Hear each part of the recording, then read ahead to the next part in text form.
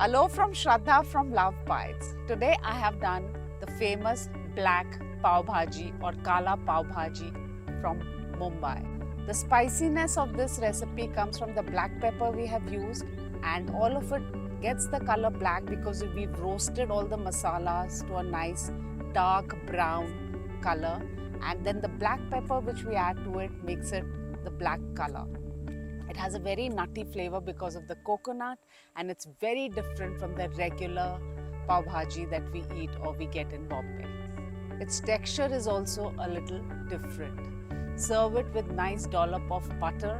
Toast your pavs on the tawa. Serve it with finely chopped onions and lemon wedges, and this is just oomph. You will love this recipe.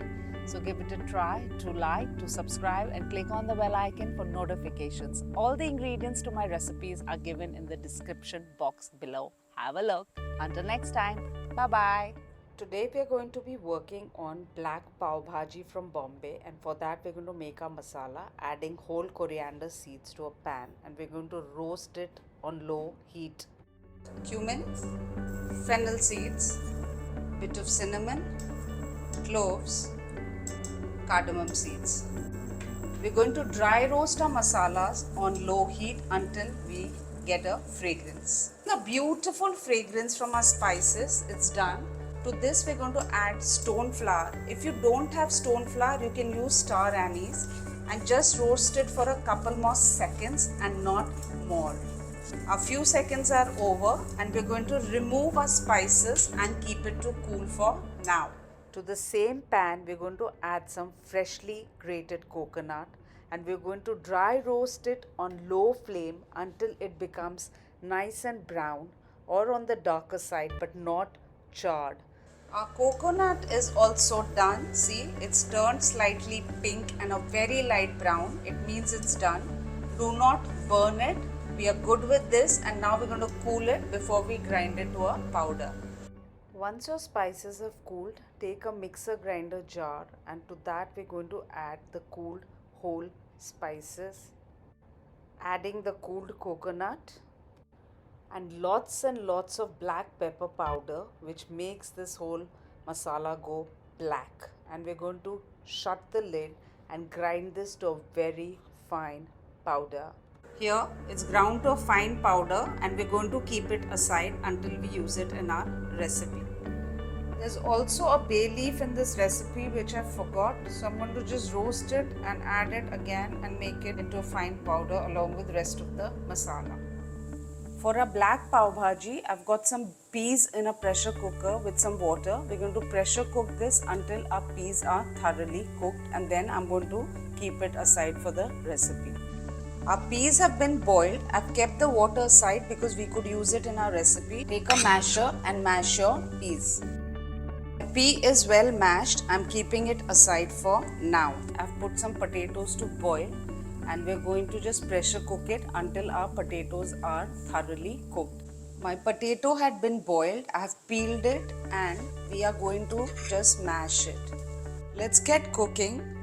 Take a wok. To the wok we're going to add some butter. We need a good amount of butter for this pav bhaji. Gives it a lovely flavor.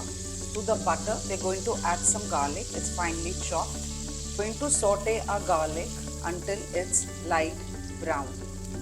Our garlic is done. To the garlic we're going to add some finely chopped green chilies and some finely chopped ginger. Also going to be adding some onions. They have also been finely chopped. We're going to cook this until our onions turn translucent. Our onion, chili and ginger is well cooked. To this we're going to add some capsicum finely chopped and some tomato. Give it a mix. At this stage we're going to add some salt so that the process of cooking is faster. Now either you cover and cook it or just saute it once in a while. We have to cook this until our tomatoes turn soft. Our capsicum and tomatoes have turned soft. We're going to be adding some freshly chopped coriander. It's finely chopped. Give it a mix. The black masala which we had made yesterday, adding that. Mix again.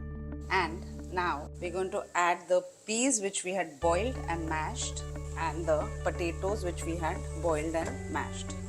Just going to try and mix it. We're going to add some of the water that we had kept aside from the peas that we had boiled. We're going to add that. Now to this we're going to add some chaat masala. You can also add mango powder or amchur powder instead of the chaat masala. I want to add more water. Mix it really well. I like the consistency that I've got. Taste it now. If you think your salt needs to be adjusted, do that. If you feel it's not sour enough, add a bit more of chaat masala or a bit of mango powder, whatever suits you. Serve it with a dollop of butter, paos which are done on the griddle, lemon wedges and finely chopped onions, and you all will love it. Give it a try, guys. Thank you.